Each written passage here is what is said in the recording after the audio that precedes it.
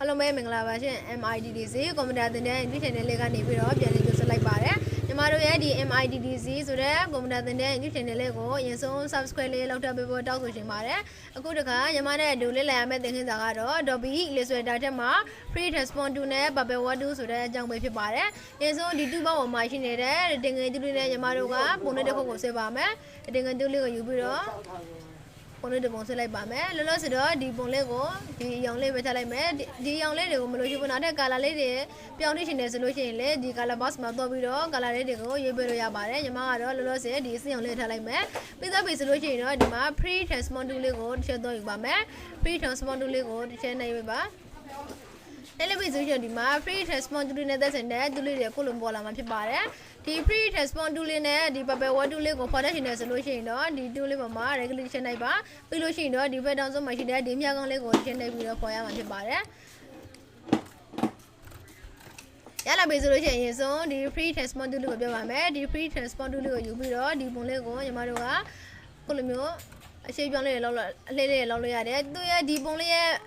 Tanzoma, Columio, Molly, the Lady Solution, Columio, Miagale Bola, the Miagale Bola Solution, go, load the low, Bonego, Columio, Rodeli Yama Pipare. The Galo di Tanzoma, hoping at the Elizanama, the Columio Chale Solution, Columio, Miana Bola, Pipare, Miana Tilumia Chambola Solution, Magali, Pivo, Yamaroga, Golo the low, Columio should say,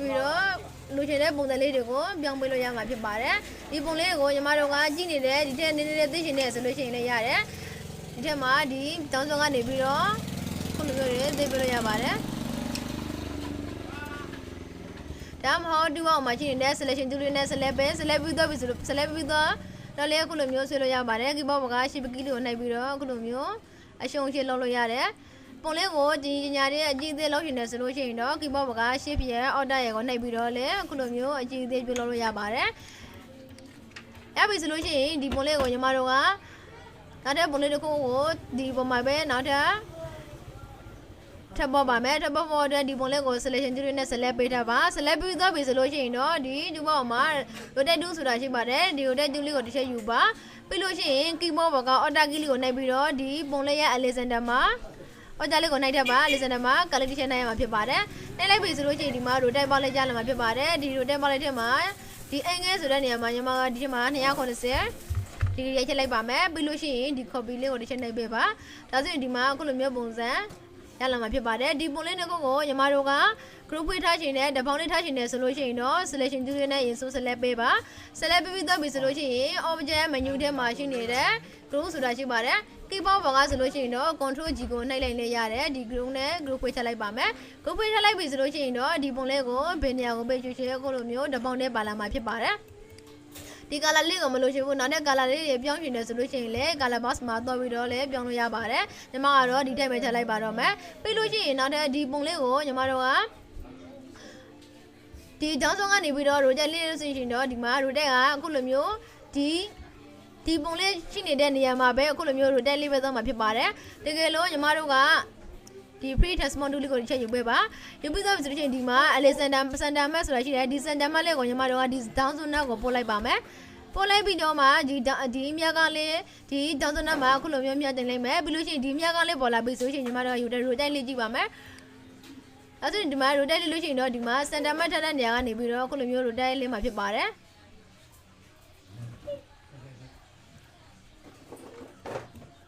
Piamino, Dizanamago, Alizanago, Polalo Yare. Piluji, I show you the Miagan, the Dazan and Video Colomio, G. I show you Lolo Yare. These pay does the Alizanaga solution, Colomio. Pilobolo Yama Pibare, not a Dibonlego, not a Bonnet, the Monta Bosch in the solution, selection to the Celebeba, Kiboga, or Dagili or Nebirole, Colomio, Tabolo Yabare. Calale de Godo, the Calabas Madobido, Cogenere Calale de Copian Beloyare, the Mayamadi, the only John Map, Beloshi, the Marco of Mebuna and Moyana Mapibare. Not Eddie, then I do the machine there. Didn't I do never another political was like Bame, political was like Ba, so like solution, the Bonlego Yamaroga, the pre-respond to later machine there, the passport တဲ့ဆိုဆိုတဲ့သူလေးကိုသူလေးနဲ့ပြုလုပ်ကြည့်ပါမယ်ရေဆိုပုံလေးကို select ပေးပါပြီးလို့ရှိရင်တော့ဒီ passport တဲ့ဆိုဆိုတဲ့သူလေးကိုချက်တော့ယူပေးပါရလာပြီဆိုလို့ရှိရင်ညီမတို့ကဒီပုံလေးကိုဒီတောင်းဆိုအမကနေပြီးတော့ခုလိုမျိုးတွေမောင်းနဲ့ဖိပြီးတော့ခုလိုမျိုးအရှိကလေးတွေလုပ်လို့ရပါတယ်ကိုလူချင်းတဲ့ပုံစံအနေထက်ကိုခုလိုမျိုးတွေလုပ်လို့ရပါတယ်လိမ့်မယ်ဆိုလို့ရှိရင်တော့ဒီမှာဒီပုံရဲ့ပေးပပတ်လေးမှာခုလိုမျိုးမြားကျင်လိုက်ပြီဆိုလို့ရှိရင်တော့မော်လေးနဲ့ကျင်လိုက်ပြီဆိုလို့ရှိရင်ဒီမှာမြားကောင်းလေးပေါ်လာဖြစ်ပါတယ်ဒီမြားကောင်းလေးပေါ်လာပြီဆိုလို့ရှိရင်ညီမတို့ကခုလူချင်းတဲ့အနေထက်ကိုခုလိုမျိုးတွေရွှေ့ပေးလို့ရတယ်တကယ်လို့ပြန်ပြီးတော့အကျစ်လူချင်းတွေဆိုလို့ရှိရင်တော့ keyboard ပေါ် control Z နဲ့ပဲဆောက်လိုက်ပါဒါဆိုရင်ဒီမှာခုလိုမျိုးပြန်လေးအကျစ်ပေါ်လာဖြစ်ပါတယ်ဒီမုံလေးကိုနောက်ထပ်ထပ်ပေါ်ရှင်နေဆိုလို့ရှိရင်တော့ auto key လေးနဲ့ထပ်ပေါ်ပေးလို့ရပါတယ်အဲဆိုဒီ selection တူလေးနဲ့ select ပေးထားမှာဖြစ်ပါတယ် select ပေးပြီးတော့ auto key လေးကိုနှိပ်ပြီးတော့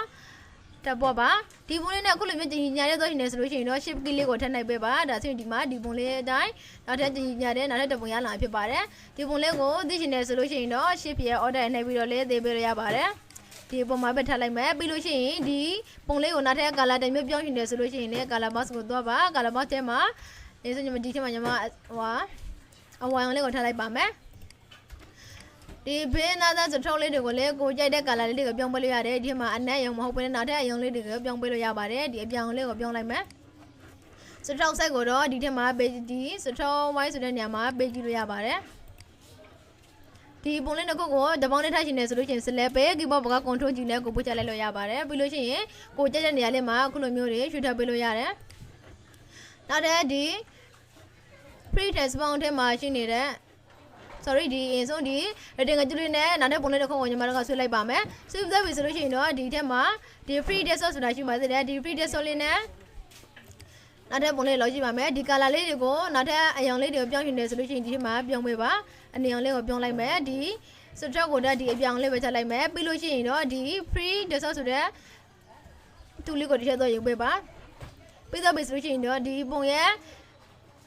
ပေးပပတ်လေးမှာအခုလိုမျိုးတင်လိုက်ပြီဆိုလို့ရှိရင်တော့အခုလိုမျိုးမြောက်ကားလေးပေါ်လာမှာဖြစ်ပါတယ်မြောက်ကားလေးပေါ်လာပြီဆိုလို့ရှိရင်တော့ပုံမှာပထမပြောခဲ့တဲ့အတိုင်းပဲအခုလိုမျိုးတွေရိုတက်လေးပေးလို့ရမှာဖြစ်ပါတယ်ကိုလိုချင်တဲ့ကိုကြိုက်တဲ့ရိုတက်အနေရိုတက်အနေထက်ကိုလေးပေးလို့ရတယ်ပြီးလို့ရှိရင်တော့ဒီ down zone ကနေပြီးတော့ down zone လေးကိုဒီ down zone ကနေပြီးတော့ပြချင်လိုက်မယ်ဆိုလို့ရှိရင်တော့အခုလိုမျိုးပုံစံပေါ်လာဖြစ်ပါတယ်ပေါ်လာပြီဆိုလို့ရှိရင်တော့မောက်ကိုဖိတ်ပြီးတော့ကိုလိုချင်တဲ့အနေထက်တွေအခုလိုမျိုးမောက်ကိုဖိတ်ပြီးတော့ဆေးပေးပါ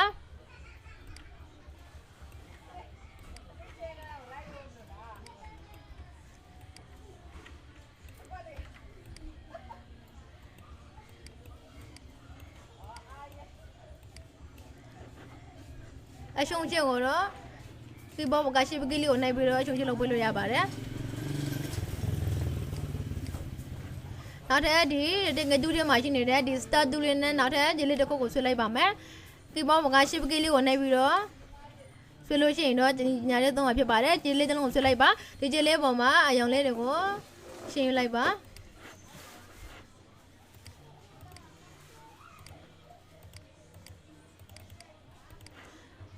ရပြီဆိုလို့ရှိရင်တော့ဒီ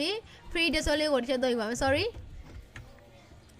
ဒီ free text ပေါ်တူးထဲမှာကျင်းနေတဲ့ဒီ free text လေး free text ဆိုတဲ့တူးလေးကိုတစ်ချက်တော့ယူပေးပါပြီးလို့ရှိရင်တော့ညီမတို့ကဒီတောင်းစုံကနေပြီးတော့ကိုလူချင်တဲ့အနေထက်ကိုခုလိုမျိုးတွေပြုလုပ်ပေးလို့ရပါတယ်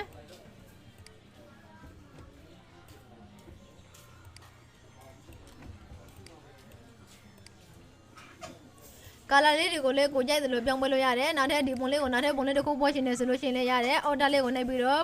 ခုလိုမျိုးတွေပွားပေးပါပြီးလို့ရှိရင်တော့ဒီ free text mode မှာရှိတဲ့ဒီ free text လေးကိုချက်ယူပေးပါပြီးလို့ရှိရင်တော့ဒီပုံလေးကိုလည်းနောက်ထပ်ပုံလေးတစ်ခုမတူတဲ့ပုံစံလေးတွေပြုလုပ်ကြည့်ပါမယ်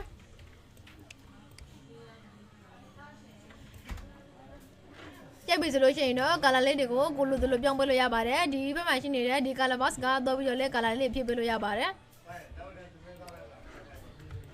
ပြီးလို့ရှိရင်တော့နောက်ထပ်ဒီထက်မှာပါရှင်းစလဲဆိုတော့ဒီမှာ purple word ဆိုတာရှိပါသေးတယ်ဒီ purple word လေးကိုပြောင်းဖို့တဲ့အရင်ဆုံးညီမတို့ကဒီအတင်ငယ်တူးထဲမှာရှိနေတဲ့ဒီ ellipse တူးလေးနဲ့ someone လေးတစ်ဝိုင်းကိုအရင်ဆွဲပါမယ်အဝိုင်းတစ်ဝိုင်းဆွဲလိုက်မယ်ပြီးလို့ရှိရင်တော့နောက်ထပ်ဒီထဲမှာလုံးတဲ့တင်ငယ်တူးလေးနဲ့နောက်ထပ်ပုံလေးတွေဖိုင်တိပါမယ်ရ ပြီဆိုလို့ရှိရင်တော့ဒီပုံလေးကို keyboard ဘောက order key လေးကို sorry အရင်ဆုံးဒီတူပေါက်မှာရှိနေတဲ့ selection tool လေးနဲ့အရင်ဆုံး select ပေးထားဖြစ်ပါတယ် select ပြီးတော့လို့ဆိုလို့ရှိရင်တော့ဒီတူပေါက်မှာရှိနေတဲ့ order key လေးကိုနှိပ်ပြီးတော့ကိုလိုရှင်သလားရတဲ့ကိုခုလိုမျိုးပေါ်ပေးလို့ရပါတယ်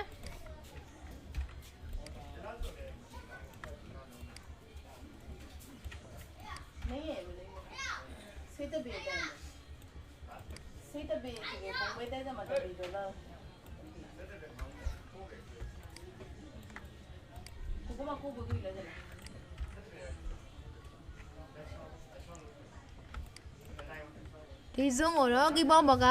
control plus control minus နဲ့အရှုံးချလုပ်ပေးလို့ရပါတယ်ပုံမှန်အနေထားဆိုလို့ရှိရင်တော့ control ရဲ့ 0 ရဲ့ကိုနှိပ်လိုက်ပါဒါဆိုဒီမှာပုံမှန်အနေထားဖြစ်ပါတယ်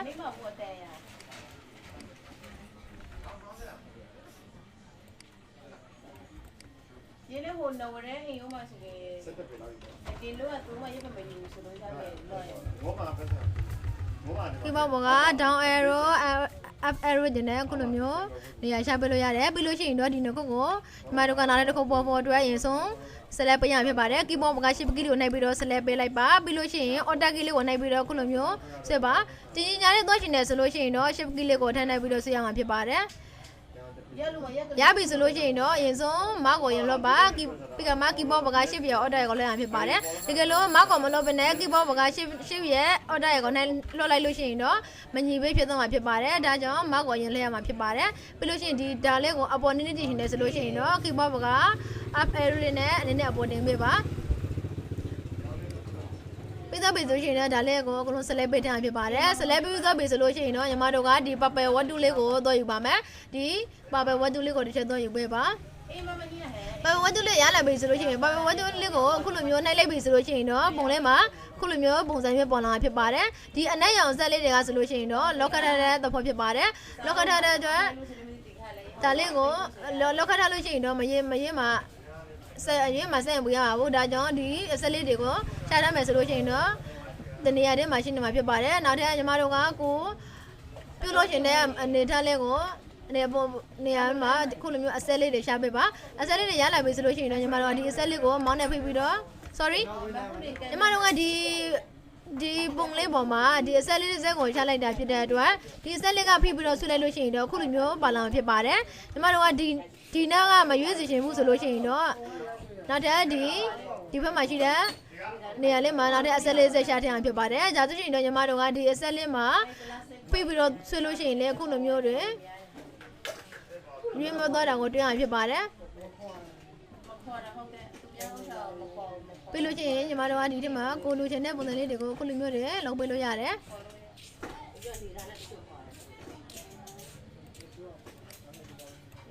sorry ဒါဆိုရင်ဒီထဲမှာဒီအရင်ကအရင်ဆုံးဆက်လေးဆက်ရှာထားဖြစ်ပါတယ်ပြီးလို့ပြီးကမှဒီပေါ်မှာ quality ရှာပြီးလို့ရှိရင်ကိုလိုချင်တဲ့ပုံစံလေးတွေကိုခုလိုမျိုးတွေရှင်းပြလို့ရပါတယ်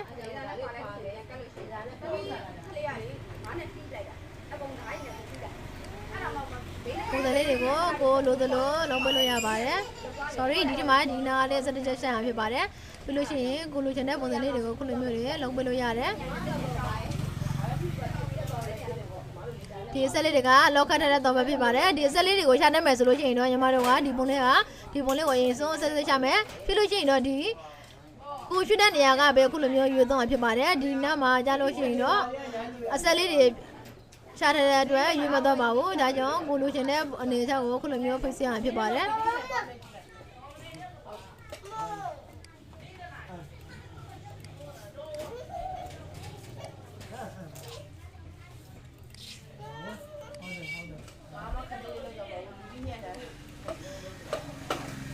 ပုံလေးကိုညီမတို့ကနောက်တဲ့ color လေးတွေပြောင်းယူနေဆိုလို့ရှိရင်ပြောင်းလို့ရတယ်ရေဆို select ပေးပါ select ပြီးတော့ပြီဆိုလို့ရှိရင်ရေဆိုဒီ color box မှာတော့ပြီးတော့ color လေးတွေကိုကိုကျင်းနေတဲ့ color လေးတွေကိုပြောင်းပေးလို့ရပါတယ်ပြီးလို့ရှိရင်နောက်ထပ်ဒီတူပေါအောင်မှာရှိနေတဲ့ဒီ text tool လေးနဲ့ရေဆိုညီမတို့ကဆိုတဲ့စာလုံးတစ်လုံးကိုရိုက်ကြည့်လိုက်ပါမယ်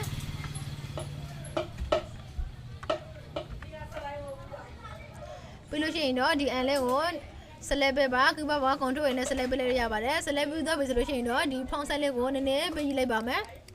ဒီထဲမှာ50လောက်ထည့်လိုက်မယ်ပြီးလို့ရှိရင် keyboard က enter key လေးကိုထည့်လိုက်ပေးပါဒီ selection tool လေးနဲ့ညီမတို့က keyboard က shift ပြော order နိုင်ပြီးတော့လဲအခုလိုမျိုး ပေးကြည့်လို့ရပါတယ်ကာလာလေးတွေကိုတော့ကိုကြိုက်တဲ့အရောင်လေးတွေကိုထားပေးလို့ရတယ်ဒီမှာပန်းရောင်လေးချလိုက်မယ်ပြီးလို့ရှိရင်တော့ဒီပါပယ်ဝက်ကျူးလေးကိုတစ်ချက်တော့ယူပေးပါပါပယ်ဝက်ကျူးလေးကိုရလာပြီဆိုလို့ရှိရင်တော့ညီမတို့ကဒီအန်လေးကိုရေဆုံးရွေးကိုရွေးမသွားချင်တဲ့နေရာလေးမှာအခုလိုမျိုးလိုက်ပြီးတော့လောက်ခတ်ပေးရမှာဖြစ်ပါတယ်လောက်ခတ်ပြီးသွားပြီဆိုလို့ရှိရင်တော့ပုံကိုရွှေ့ချင်တဲ့ကိုရွေးစီချင်တဲ့နေရာလေးမှာအဆက်ကလေးတစ်ချက်ချပြီးတော့အခုလိုမျိုးတွေရွှေ့ပေးလို့ရမှာဖြစ်ပါတယ်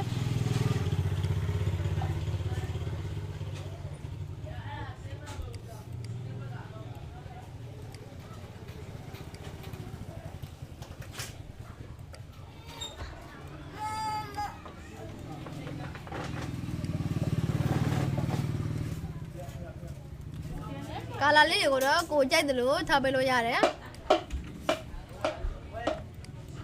ကိုကြိုက်တဲ့ကာလာလေးတွေကိုထားပေးလို့ရပါတယ်ဒီစထရောင်းကိုလည်းကိုကြိုက်တဲ့ရောင်လေးတွေကိုထားပေးလို့ရပါတယ်ဒီပန်းရောင်လေးထားလိုက်မယ်စထရောင်း size ကိုတော့ဒီထက်မှာဒါစထရောင်း wine ဆိုတဲ့နေရာလေးမှာပေးကြည့်လို့ရပါတယ်အကြည့်အသေးကိုတော့ကီဘောကရှစ်ပြည့် order ရနိုင်ပြီးတော့လည်းအကြည့်အသေးပြလုပ်လို့ရပါတယ်ဒါဆိုရင်တော့ဒီAdobe illustrator ထဲမှာ free transport 2နဲ့ဒီ paper word 2အကြောင်းကိုရှင်းပြသွားတာကိုအကလုံးနားလည်ကြလိမ့်မယ်လို့မျှော်လင့်ပါတယ်ညီမရဲ့ဒီဗီဒီယိုလေးကိုကျန်တဲ့ဆိုလို့ရှိရင်တော့ like and share လေးများလုပ်ပေးခဲ့ဖို့လည်းတောင်းဆိုချင်ပါတယ်ညီမရဲ့ဗီဒီယိုလေးကိုအဆုံးထိကြည့်ပေးကြတဲ့အတွက်လည်းအားလုံးကိုကျေးဇူးအများကြီးတင်ပါတယ်